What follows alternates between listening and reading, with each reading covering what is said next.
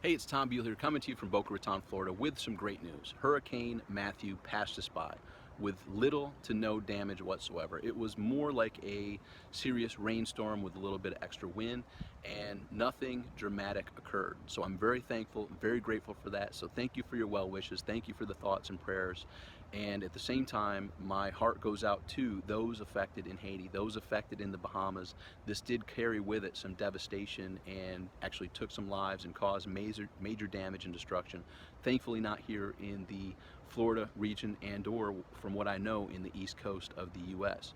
But that's the great news. The other news is I do have some insights from this that might be helpful to you. So if you haven't noticed, some people say CNN, constant negative news. I have an analogy called news, negative energy without substance. The news is far from free and far from journalistic exposure to us. The news is business, ladies and gentlemen. The news is there to get viewership, which allows them to get advertising, which allows them to create revenue and profits.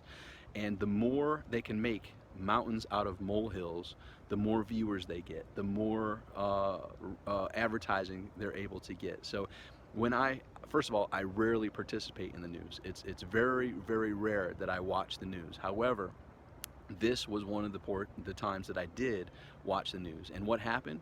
All that negative energy, all that constant negative news affected me.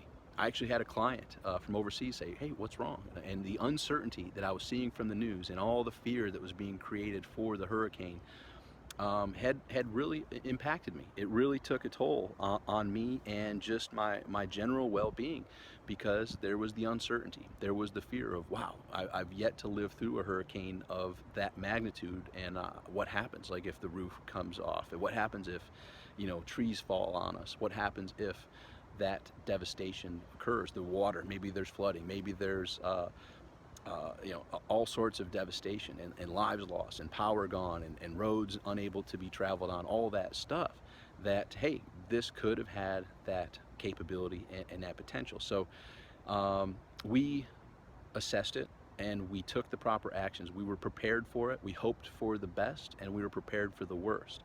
Fortunately, it passed us by with little to no impact, thankfully.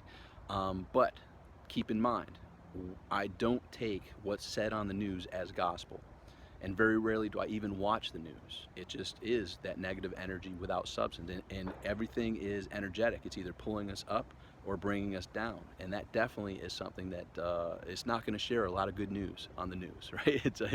That's not what brings the ratings. The fear, the devastation, that's what brings the ratings.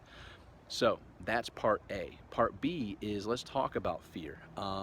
When people lead their life and make decisions based out of fear or anticipation of what could happen, it removes them from doing the things that they want to do, that they were possibly excited to do, and they cancel and they sit at home because fear won. Right? And I'm not saying to put your life or your family's life in danger. There are threats out there, but it's up to us to assess those threats and lead our lives not from fear, but from properly, by doing our due diligence, assessing the information, assessing the risk, and choosing to do what we feel is ours to do, sometimes regardless of popular opinion, regardless of what some friends or family or the news is saying. And that's just something that I'd like to share. That's my mindset. Like, you wouldn't be watching this video if you weren't someone that wasn't following the herd, right? 90 to 95% of the people, the population in the US and in the world is walking one way, you're walking the other way. That's the same as me. I don't go with the crowd. I am not a person who likes to be a follower. I'm a leader. And by being that leader, I'm able to assess the situation and choose to do what's mine to do. And like I said, regardless sometimes of popular opinion. So one of the things that I do as a daily routine is to take a cold shower. Now it sounds silly, it sounds funny, but here's the fun part about this cold shower. The cold shower helps me overcome my mind. You see, no matter how many times I've done the cold shower in the morning, turn it on cold, full cold, let it go and jump in, my mind tries to talk me out of it. And it's an interesting scenario because it's not life-threatening. I'm not going to get hurt. I've actually enjoyed it many times, and it's refreshing. However, my mind is there to protect me. So I have this routine that I do to remind myself that I have the power to choose and the power to override my mind by saying, look, I understand you're there to protect me, but guess what? This isn't, fortunately, a life or death situation. Actually, there's probably little to no chance of any harm coming through this, but I'm going to choose to do it anyway. So this can apply in numerous areas. In business, it's making that phone call. It's doing that presentation from a place of preparation, not from a place of fear. It's being genuine. It's being able to go up and start conversations, whether it's at networking events related to business or back when the single days were there, when you see someone that caught your eye, the fear of going to engage that person and start the conversation. This applies in numerous areas of life, and it all, funny enough, can be strengthened by doing the cold shower challenge. So, what's the lesson and what's the challenge from Hurricane Matthew? Well, if you accept the challenge, my recommendation would be to go take a cold shower and watch what happens, and master your mind. Step out of your comfort zone, take control of your mind, and step into the cold shower.